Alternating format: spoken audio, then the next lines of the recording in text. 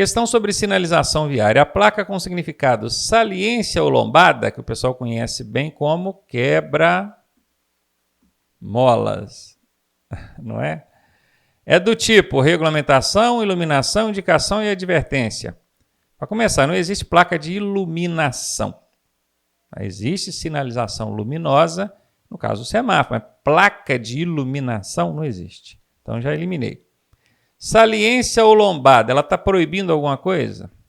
Ela está permitindo alguma coisa? Não, ela está só avisando. Se ela não está proibindo nem obrigando a nada, não é placa de regulamentação, porque as de regulamentação estão sempre proibindo alguma coisa ou mandando alguma coisa. São as placas mandonas, né? Seria então de indicação ou advertência? Ah, pode ser de indicação. Veja bem, as placas de indicação, elas estão ali para te indicar serviços prestados às margens da via pública, por exemplo, posto de abastecimento, serviço mecânico, borracheiro, hotel, serviço telefônico. As placas de indicação também estão ali para te indicar sobre atrativos turísticos, a área de montanhismo, qualquer tipo, zoológico, qualquer tipo de atrativo turístico. Agora, para avisar que tem quebra-mola, não é. São as placas de advertência, aquela no formato quadrado, que é colocado em posição vertical. Dentro dela vem um quebra-molinha desenhado mesmo assim. Ó. Perfeito? Saliência ou lombada. Podia ter colocado quebra-mola, né? Que todo mundo sabia. Mas nome chique, saliência ou lombada. Letra D de dada a resposta. Primeiros socorros. Análise secundária. Entenda que num acidente ou num sinistro, né? Agora o Código de Trânsito chama de sinistro. Entenda que num sinistro existe uma análise primária, aquela onde você toma conhecimento geral da situação, e existe uma análise secundária, onde você já entra ali numa análise mais detalhada da situação. Então, a análise secundária é o tratamento dado à vítima consciente e capaz de se expressar. Nesta fase, o socorrista deve examinar sinais vitais como pulso e respiração. Bom, sinais vitais são observados na análise primária. Dilatação e reatividade das pupilas. Dilatação e reatividade das pupilas são sinais vitais. Então, mesma coisa, está relacionada aqui, primária. Ferimentos, fraturas e hemorragias. Ah, sim, depois de feita a análise primária, agora já na análise secundária, eu vou ver se essa vítima tem ferimentos, fraturas, para imobilizar ali um membro que quebrou, se ela tem hemorragia, para eu conter essa hemorragia. Isso aqui sim, é feito na análise secundária. Secundária é em segundo plano, tá? Primária em primeiro plano, secundária em segundo plano.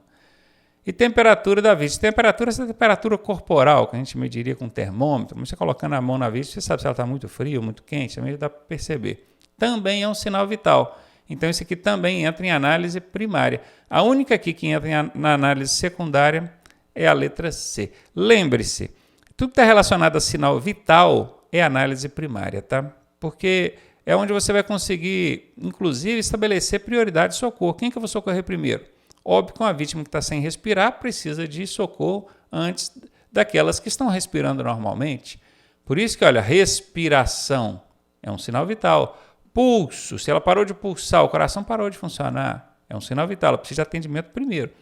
Temperatura corporal também entra aí em sinais vitais, atendimento primário. Você faz isso no atendimento primário. Primeiro socorro. Sabe-se, portanto, que a ressuscitação cardiopulmonar funciona melhor quando executada. Essa ressuscitação entenda-se como reanimação cardiopulmonar. Cardio de cardíaca, coração. Pulmonar de pulmões, parou de respirar. Está dizendo aqui que a ressuscitação cardiopulmonar funciona melhor quando executada nos primeiros 15 minutos. Olha, 15 minutos é muito tempo, tá?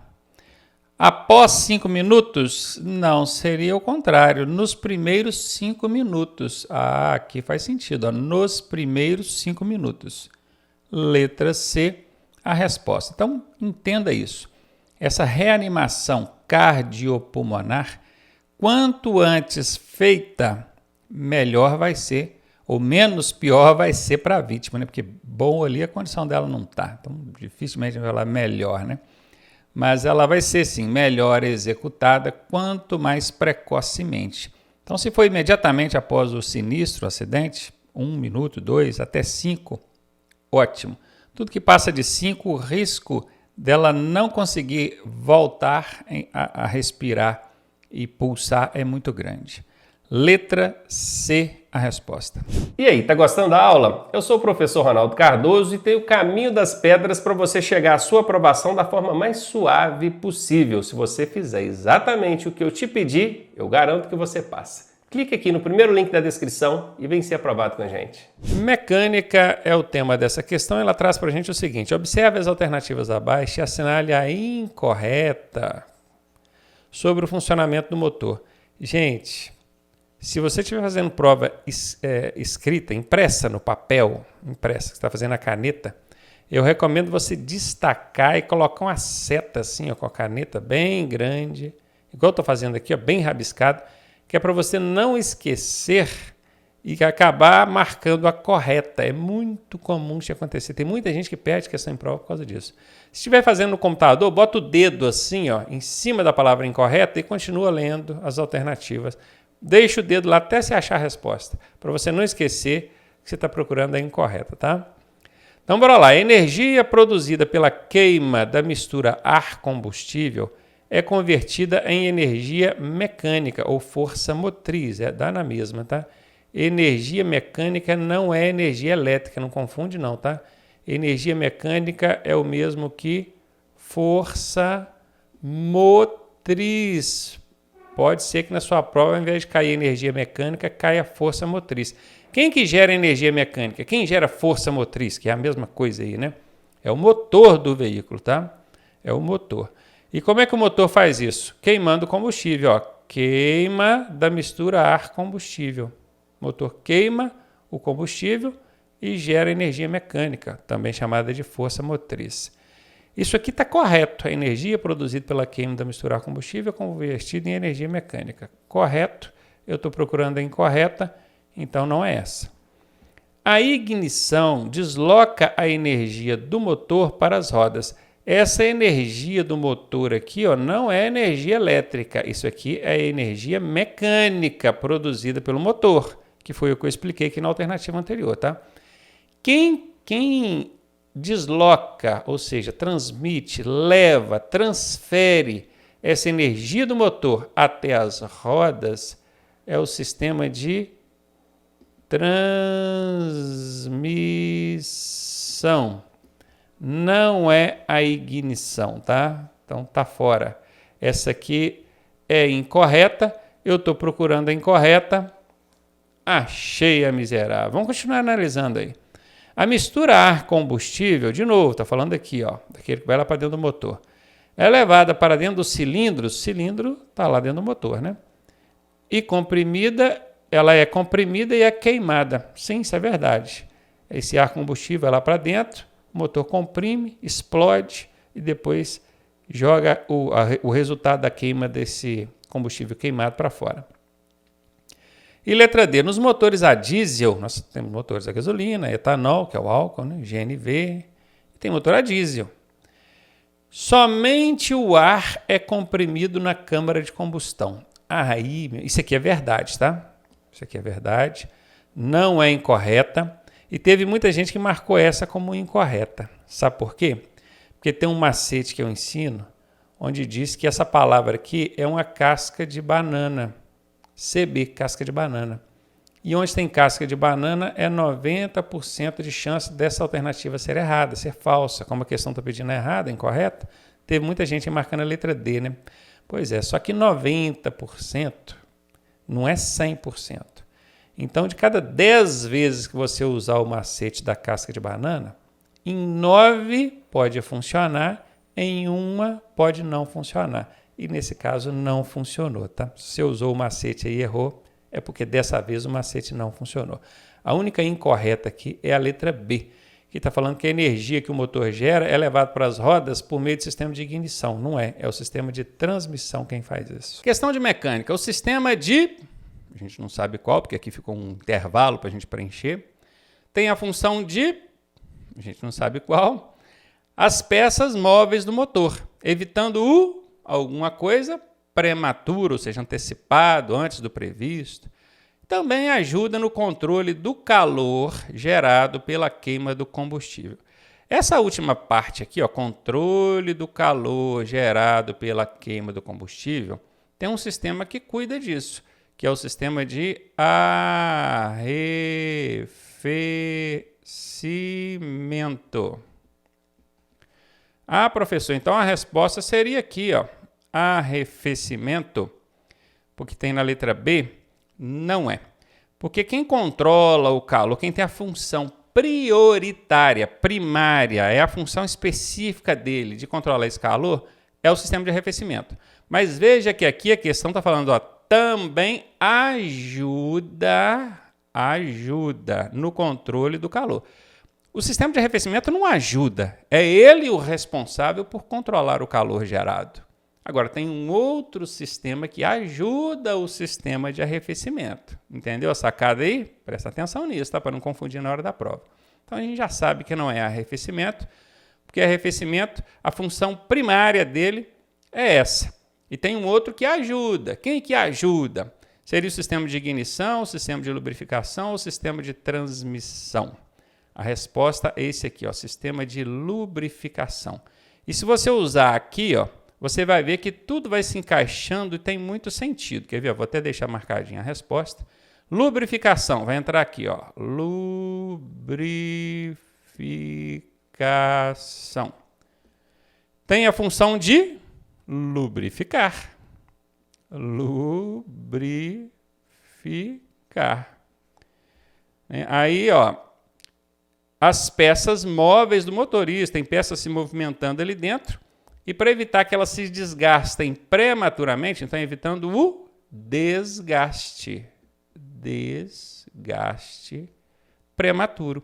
A função prioritária do sistema de lubrificação é essa, lubrificar as peças móveis, evitando o desgaste. Mas ele tem uma função secundária, que entra em segundo plano, que é isso aqui, ajudar o sistema de arrefecimento no controle do calor gerado pela queima do combustível.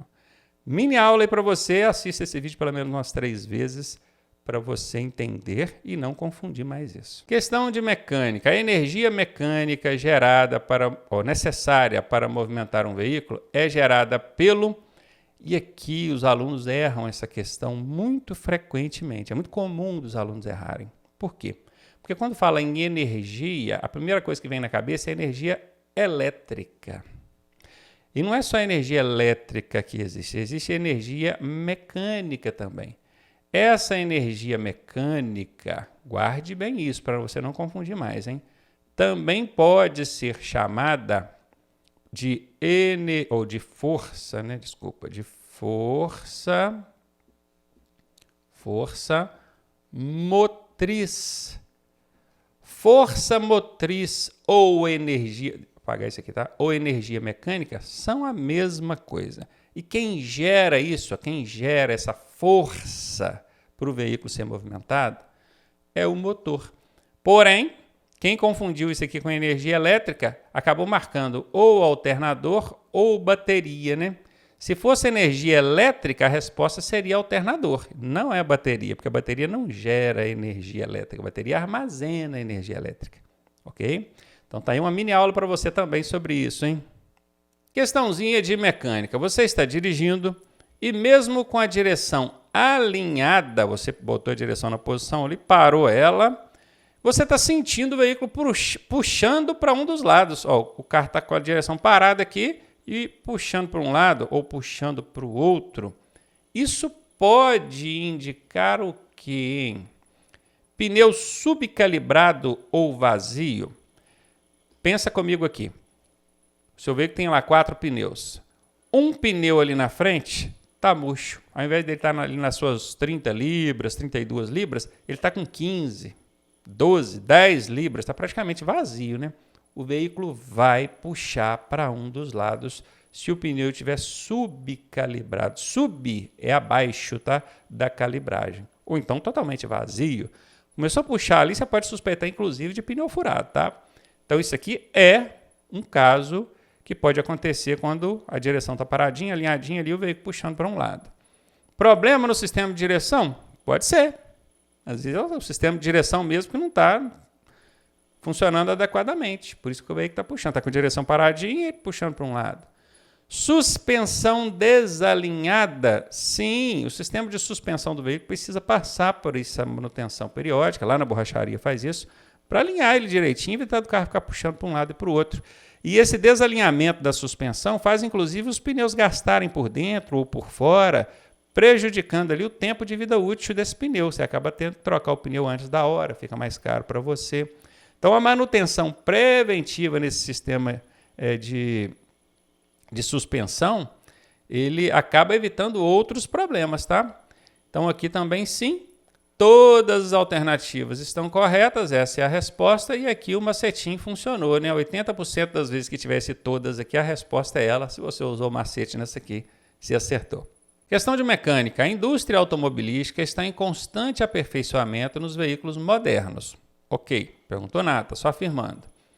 A direção que ajuda a diminuir o esforço físico de quem, hein? Esforço físico do condutor? Provavelmente, né? É qual, hein? Que direção é essa? A gente tem a direção mecânica, que é aquela que não tem nada para ajudar, é só ali mesmo a barra, a cremalheira. Você tem que fazer força ali, né? É o famoso queixo duro, o pessoal antigamente chamava de queixo duro. Tem essa direção, que é aquela antigona mecânica que não ajuda em nada, que está falando ajuda a diminuir o esforço. Então, isso aqui não é. Direção elétrica, ok, existe o sistema de direção elétrica onde tem um motor elétrico que faz força no sistema de direção para você. Você vira o volante, ele entende que você está querendo fazer aquele movimento e o motor elétrico é que faz a força para você. Isso aqui ajuda demais da conta. Provavelmente é essa a resposta. Direção normal. O que é direção normal? Não existe direção normal. Hoje a elétrica, a hidráulica e a mecânica, todos são normais, né? Então isso aqui inventaram. Direção dinâmica. Se existe direção dinâmica, eu nem conheço. Então, os mecânicos aí que me ajudem, nunca ouvi falar. Conheço elétrica, hidráulica, mecânica, dinâmica, não. Então, letra C é a resposta. Questão sobre meio ambiente. É um gás incolor, sem cheiro e sem gosto. Olha que interessante. Se ele não tem cor, igual a fumaça tem cor, você consegue ver ela. Não é o caso. Esse gás aqui não tem cor. Você não consegue perceber visualmente. Ele não tem cheiro. E também não tem gosto, você não sente ele na língua, no seu paladar. Ele é um gás totalmente imperceptível. Você não percebe que está tendo contato com esse gás. Ele é resultante da queima incompleta de combustível. É um gás altamente perigoso, tóxico e leva à morte em poucos minutos, tá?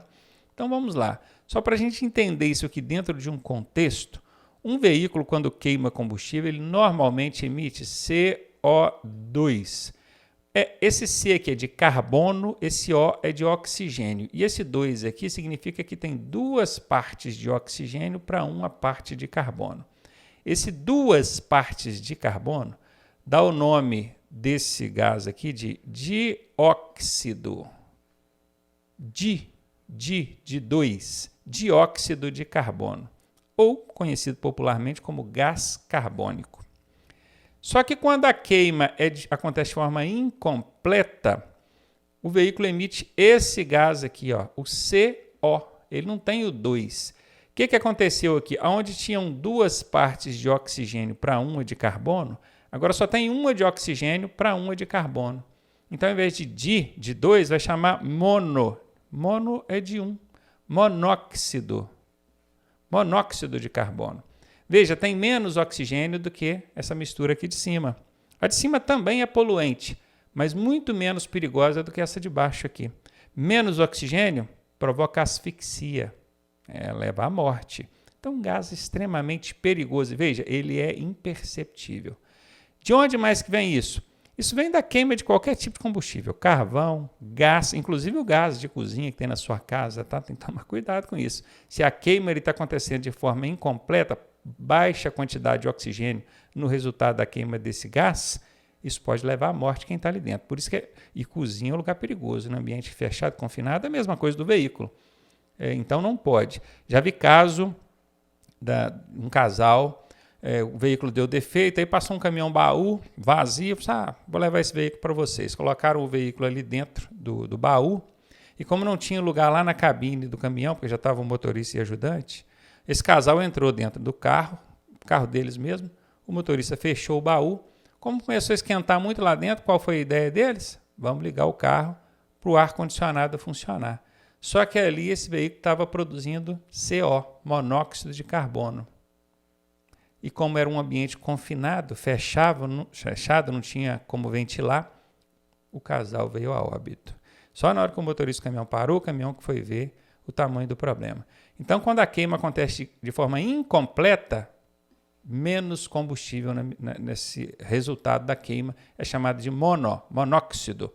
Olha, o di vem de 2, o mono é de 1, monóxido é o CO, não tem o 2, é menos oxigênio e gás perigoso.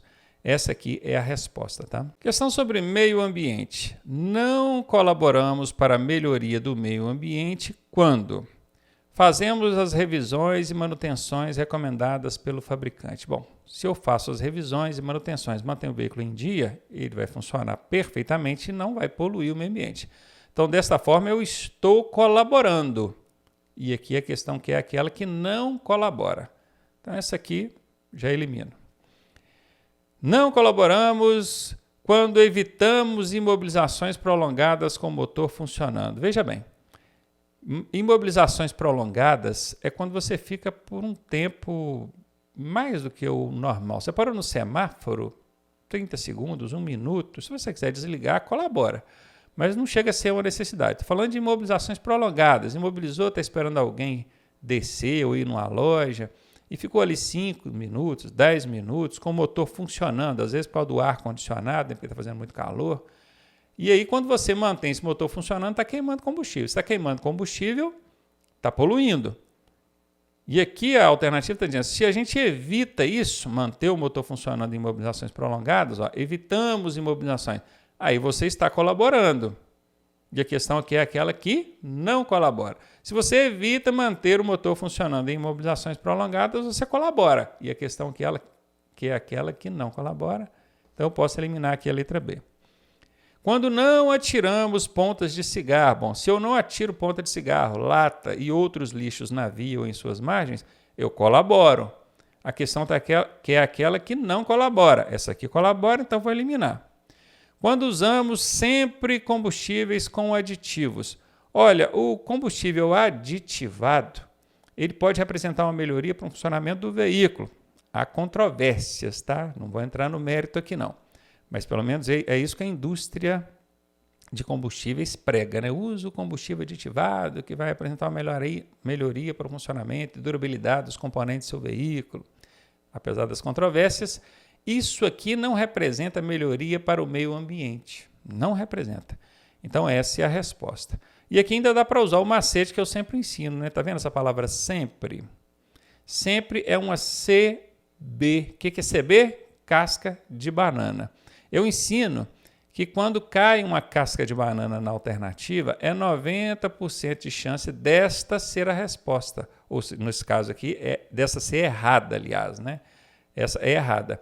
E como a questão que é errada, aquela que não colabora, nós achamos. É ela a resposta. Letra D de dado.